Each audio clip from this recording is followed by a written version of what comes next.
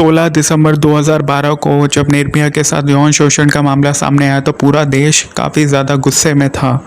इसी को लेकर काफ़ी ज़्यादा प्रोटेस्ट भी हुए और सरकार ने एक अहम निर्णय लिया कि यौन शोषण के मामले में एक फास्ट ट्रैक कोर्ट का गठन किया गया, जिसके अंतर्गत फैसले रेप से जुड़े फैसले जल्द से जल्द आएंगे। पर इसको फैसले को लेने के लिए भी निर्भया यौन शोषण मामले के अंतर्गत भी उनको 7 साल से ज़्यादा वक्त लग गया, जिसमें कहा गया था कि कम से कम वक्त के लिए देश में रेप के मामले काफ़ी ज़्यादा बढ़ते जा रहे हैं। आइए ज़रा इस पर बात करते हैं। कोर्ट में भी डिसीज़न आते हुए कम से कम 5 साल का वक्त लग जाता है। उस समय या तो बालिका के माता पिता की मृत्यु हो जाती है, उनमें से कोई रहता है, या फिर कई चीज़ें बदल जाती हैं। तो इसमें बहुत ज़्यादा लंबे समय लग जाता है फास्ट ट्रैक कोर्ट्स में भी। तो इसको लेकर सरकार को कुछ करना चाहिए।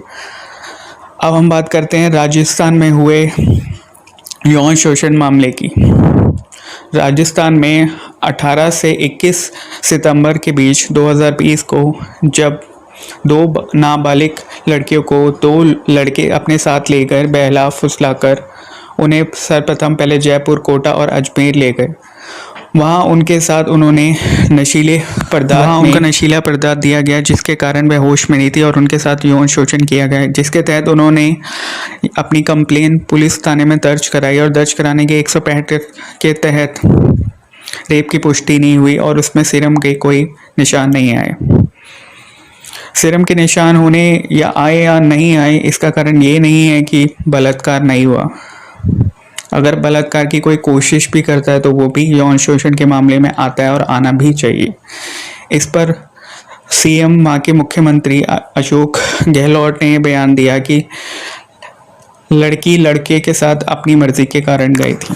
यौन शोषण का मामला फिर सामने आया, जो कि फिर हुआ हाथरस में। हाथरस में एक युविका अपने खेत में गई थी। वह दलित परिवार से बिलोंग करती थी और वह खेत में जा रही थी, जिसके साथ उस 4 लोगों ने दुष्कर्म किया और यह यौन शोषण का मामला भी सामने आया। इसमें भी जब बाद में मेडिकल जांच हुई तो उसके अंदर सीरम्स बॉडी में नहीं पाए गए। अगर सीरम्स बॉडी में नहीं पाए गए तो दोबारा ये सवाल उठता है कि बलात्कार की कोशिश करना भी यौन शोषण के मामले के तहत ही आता है। इसमें हम ये पुष्टि नहीं कर सकते कि सीरम मिला है तो बलात्कार हुआ है और नहीं हुआ है। इसी कारण से उसके बाद उसे अलीगढ़ के मेडिकल कॉलेज में भर्ती कराया गया और मेडिकल कॉलेज में भर्ती कराने के बाद उसे दिल्ली लाया गया। दिल्ली लाने के बाद सफदरजंग हॉस्पिटल में उसकी मृत्यु हो गई और इस पर काफ़ी राजनीति भी हुई और काफ़ी ज़्यादा प्रदर्शन भी हुए। इसमें फास्ट ट्रैक कोर्ट का भी गठन रेप के मामलों में अक्सर होता है। इस मामले में सीबीआई की जांच को सौंपा गया है और सीबीआई इस पर अपना फैसला लेगी।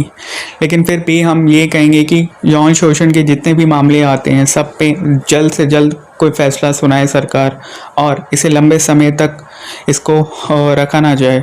और फास्ट ट्रैक कोर्ट्स में जो कि गठन किए गए थे निर्भया यौन शोषण के मामले के बाद, इसको जल्द से जल्द कोई ना कोई फैसला लिया जाए ताकि पीड़ित परिवार को राहत मिली जाए और महिलाओं को सुरक्षा ज़्यादा से ज़्यादा दी जाए। इंडिया में अगर हम बात करते हैं तो 87 रेप केसेस डेली बेस पे इंडिया के अंदर आते हैं और अगर हम 2019 के आंकड़ों की बात करें तो 4,05,861 केस वुमेंस के यौन शोषण के मामले के अंदर। ज़्यादातर में केसेस में ये देखा गया है कि वह निरक्षरता की कमी है।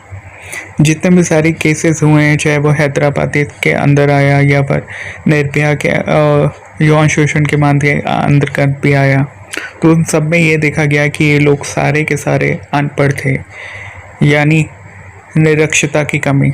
अगर भारत में हर किसी व्यक्ति को शिक्षित किया जाए, शिक्षा इसलिए ज़रूरी नहीं है कि आप शिक्षित होकर काम काज कर सकते हैं, शिक्षा इसलिए भी ज़रूरी है कि आप सही और गलत का फ़र्क जान सकें और आप जान सकें कि आपको क्या करना चाहिए और क्या नहीं करना चाहिए।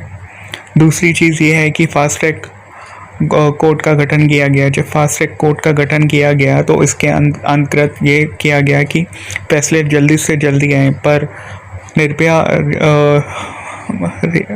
यौन शोषण के मामले के अंतर्गत भी कम से कम 7 साल का वक्त लग गया। इसी के अंतर्गत ये बोलना चाहता हूँ कि ज़्यादा से ज़्यादा कम से कम इसके अंदर समय लगे और इसका